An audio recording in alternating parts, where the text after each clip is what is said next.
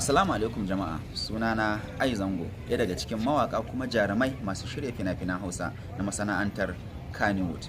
Sunana Ibrahim Usman, wanda aka fi sani da matashin dattijo a masana'antar shirya fina-finan Hausa. Sunana Shaida Abdullahi daga Badarawa. Sunana Abubakar Muhammad Sadinaka, wanda aka fi sani da Zarge. Sunana Halimatu Sadiya daga Badarawa unguwar Dosa. Sunana Abdullahi Isiyaku Ya'u. Sunana Alhaji Abubakar Dan Oda. Sunana Hafsat Ibrahim daga Badarawa. Sunana Ahmad Zango. Ni lightman ne a masana'antar shirya fina-finan Hausa. Ina goyon bayan wannan hukuncin da mai girma Malam Nasiru El-Rufai gwamnan jihar Kaduna ya dauka akan duk wani mutumin da aka kama shi da aikata laifin fyaɗe ko kuma aka same shi da sa hannu akan aikata haka. Ina goyon bayan wannan hukunci da mai girma gwamnan jihar Kaduna Malam Nasiru Ahmad El-Rufai ya zantar a jihar mu ta Kaduna akan dukkanin wani wanda aka kama ko sa hannu akan aikata aikin fyaɗe.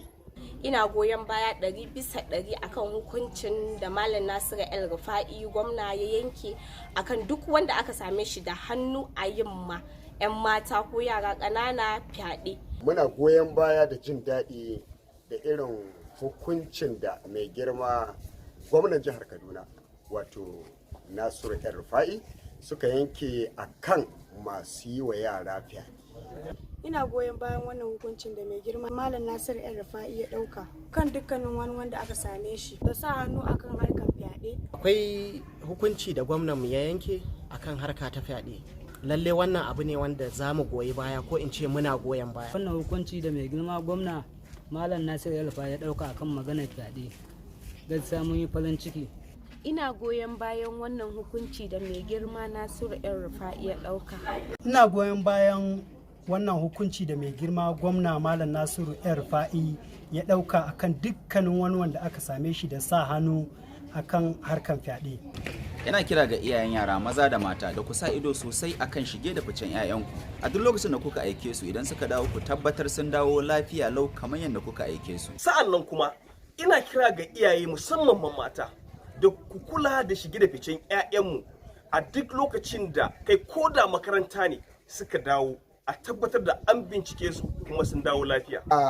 Ku kuma ma iyaye mata da maza ina jawo hankalinku daga duk lokacin da yaranku suka fita wajen talle ko kuma wani wurare idan suka dawo ku kyakkyawan bincike a kansu sannan kuma a rika sa tsaro a kansu don gujewa irin wannan matsalolin da muke fuskanta a duniya baki daya a daidai wannan lokaci. Ko kuma ina ƙara ba mu iyayenmu shawara akan dan Allah su ringa kula da mu'amalan 'ya'yanmu ƙanana a waje. Ba kuma kasafai ya kamata a ringa sakin su ko da yaushe suna fita ba tare da an san inda suka nufa ko kuma da wa suka fita ba. Ku daina yadda waɗansu samari ko waɗansu mutane suna ɗaukan 'ya'yanku suna ɗora su akan cinya sakamakon ba duka ne gaba ɗaya aka haɗu aka zama na Allah ba. Za a iya samun ko kuma in ce muku ana samun ɓata gari a cikinsu wanda za su iya lalata muku rayuwar yaranku. Ba ma goyon bayan fyaɗe.